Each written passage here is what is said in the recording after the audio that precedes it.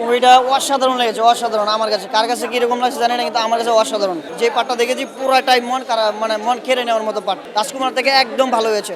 Comment হলো যে আমার বউয়ের জন্য আমি সব কিছু করতে পারি, বউর হাসির জন্য যে কেউ মেরে ফেলতে পারে দুনিয়ার।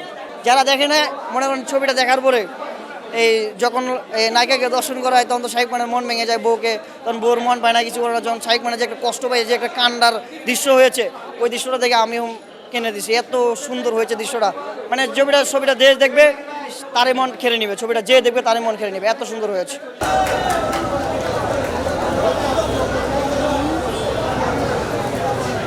সব কিছু অসাধারণ, মানে এই ঈদ ছাড়া এমন একটা মুভি এর মানে দেখলে বুঝতে পারবেন কতটুকু যে ভালো হয়েছে। অ্যাক্টিং বলেন, এই হাসাইতেছে, এই কান্দাইতেছে। পয়সা 200 টাকা দিয়ে দেখছি, 500 টাকা নিলেও সমস্যা ছিল না। 10-এ 9 দেওয়া যায়। 1 না দেওয়ার কারণ মানে আমার কাছে নাই কি অভিনয় ভালো হয়েছে না। মানুষের মধ্যে সেটা যেন কন্টিনিউ থাকে এবং ইচ্ছারায় মানুষ ছবি দেখতে আসে, এটা বড় বিষয়।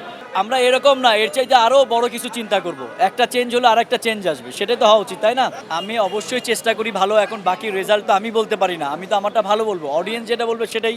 তো অডিয়েন্স যেহেতু অ্যাকসেপ্ট করছে, তার মানে কনসেপ্টটা ভালো ছিল, মানুষ ওটা দেখে নিয়েছে। দরদের মধ্যে সিনেমা, আর সেই সিনেমার নায়িকা হচ্ছে আমি। বাকিটা হচ্ছে আপনারা গিয়েও দেখবেন। শাকিব ভাইকে দেখতে পেরেছি, আর আমাদের দর্শকদের মানে রেসপন্সটাও আপনারা সবাই দেখতে পাচ্ছেন, ক্রাউডটাও দেখতে পাচ্ছেন। সো আমার কাছে তো অবশ্যই, যেহেতু আমি এটাতে প্রথম কাজ করেছি আমার এক্সপিরিয়েন্স থেকে, সো আমার কাছে এটা যেহেতু আমার ক্যারেক্টারের ছিল, সো আমার কাছে এটা বেস্ট ছিল সিনেমাটা। আমি তো 100-এ 100 দিব অফকোর্স। বাকিটা হচ্ছে আপনাদের দর্শকের উপর ছেড়ে দিচ্ছি, আপনারা হচ্ছে দেখবেন, দেখে আপনাদের রেসপন্সটা জানাবেন।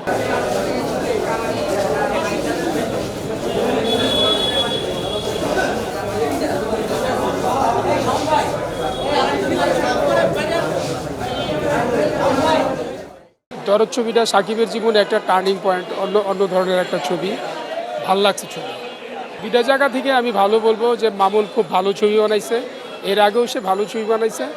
আর সাকিবের এই ছবিতে একটা মানে সাকিবের যারা দর্শক আছে, সাকিবিয়ানরা আছে, ওর অ্যাক্টিং প্যাটার্নটা চেঞ্জ পাবে।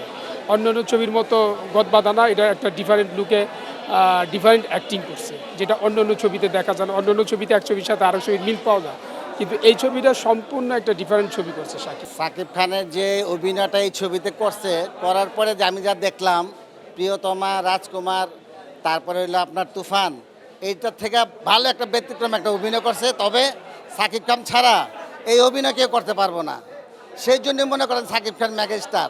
আর হচ্ছে শাকিব খান যদি আজকে আমাদের বাংলাদেশের ছেলে না হইয়া যদি আজকে বোম্বাইতে জন্মগ্রহণ হইতো, সালমান খান, শাহরুখ খানের সাথে টক্কর দিয়ে সে তাদের সাথে করতে পারতো।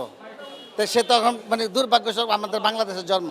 দেখা উচিত, মানে এই ছবিটা যে দেখবে, আমি তো এই ছবিটা অনেকদিন যাবত দেখতে মানে আসে করে আসে না। তো এবার চিন্তা করলাম যে না, ছবিটা 15 তারিখ রিলিজ, আমি প্রথম শুরু দেখছি, আমি অনেকদিন ধরে অপেক্ষা করতেছি এটা কবে রিলিজ হবো। তো যাক, দেখা আমার টাকাটা উসুল ভাই, আমার খুব শান্তি। সবাই দেখুক এই ছবিটা, আমি মনে করি দেখলে টাকা উসুল উঠবে। এলো খবরের কাগজ, নিখাত, নির্ভীক, নিরপেক্ষ।